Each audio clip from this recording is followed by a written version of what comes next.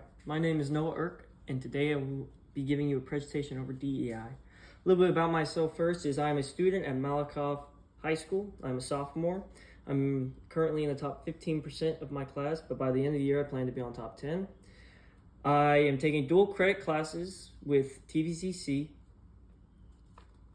and I will be giving you a presentation about how DEI is bad. DEI. Research shows DEI programs have often delivered poor workplace performance when it comes to diversity. A study done by Frank Doplin and Alexander Calvin over 3 decades, spanning 800 U.S. companies, have determined that diversity training led to little to no effect when it comes to diversity in the management sector. Some cases of DEI actually made diversity numbers worsen for the company. Leadership diversity remains low despite heavy investments. This is also shown in a study done by Frank Doplin.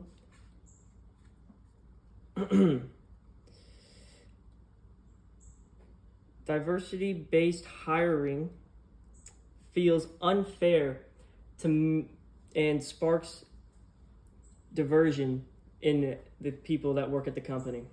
Many people find it unfair to see that somebody who is less qualified but looks different than them is getting hired over them just because of the way they look or the way they identify or how they were born. A quote said, "Good intentions do not guarantee good outcomes," by Martin Friedman.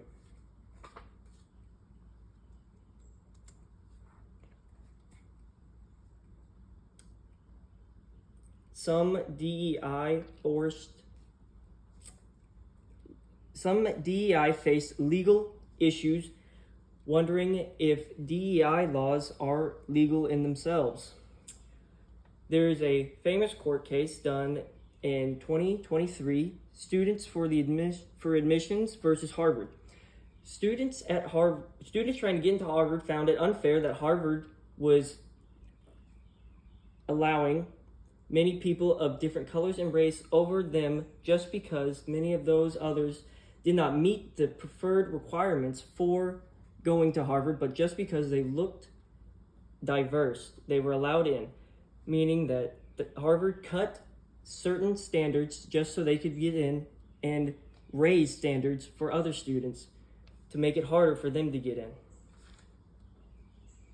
Another court case that happened was EEOC and DOJ guidance in 2025. A group stated that DEI doesn't comply with the Title VII of the Civil Rights Act. They said that employment designed based off of sex and race and nothing else is unconstitutional. Mandatory DEI training and is a violation of personal freedoms. The most prominent case of this is Maldor versus Taylor.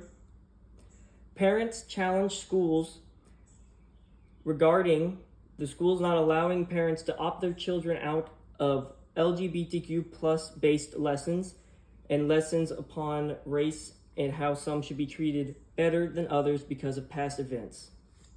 A quote, "A real opportunity comes not from quotas, but from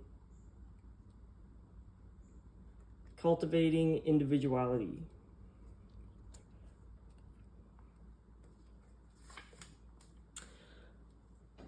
Forced DEI training. Forced DEI training often divides groups. Many people feeling like they are being lectured or that they're the problem just because they look different and being forced to go through rigorous amounts of lectures about how other people are deserving more of a job because of the way they look. Many people disagree with what they're being told with, but are having to sit through it and being told it no matter what. Heavy DEI investments also result in low to no return on investment. A survey done by CMO in 2023, marketing leaders reported that the return on investments for DEI weakened employees, customer, and financial outcome. Overall, DEI and the resources attributed to it more likely than not will devastate a company's well-being.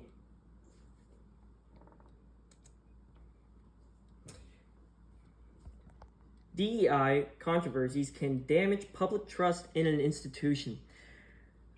Erosion of trust due to the hirings of people just because of the way they look and not how they deal with certain problems that they're employed for can result in the people not trusting the company. For examples, many airlines have fought to become 50% diverse groups instead of just white men.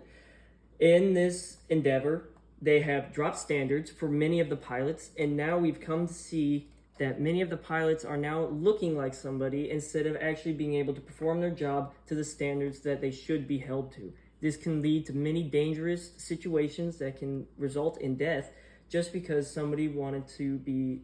people wanted to be seen and represented at a job.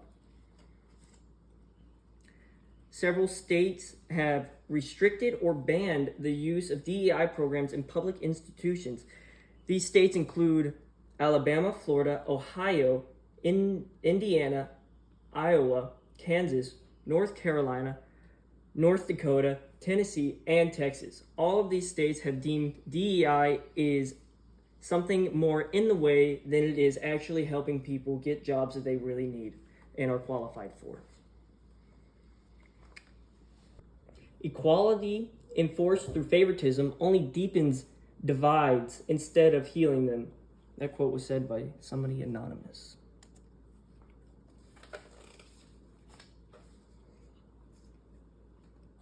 Central evaluations of diversity, equality, and inclusion programs are needed.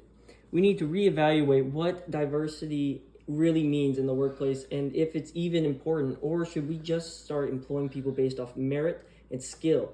I believe that many people should stop worrying about what people look like and should start worrying about how good they are at their jobs. Are they able to comprehend what they're doing? How well can they do it? How high can they climb the ladder? Building culture of individual respect instead of individual respect is key. Building respect for somebody is more important than worrying about what they look like. A quote by Charlie Kirk says, "The best way to bring people together is to treat everyone the same based on their character and merit, not the color of their skin." Here are some of my works I've cited throughout the presentation.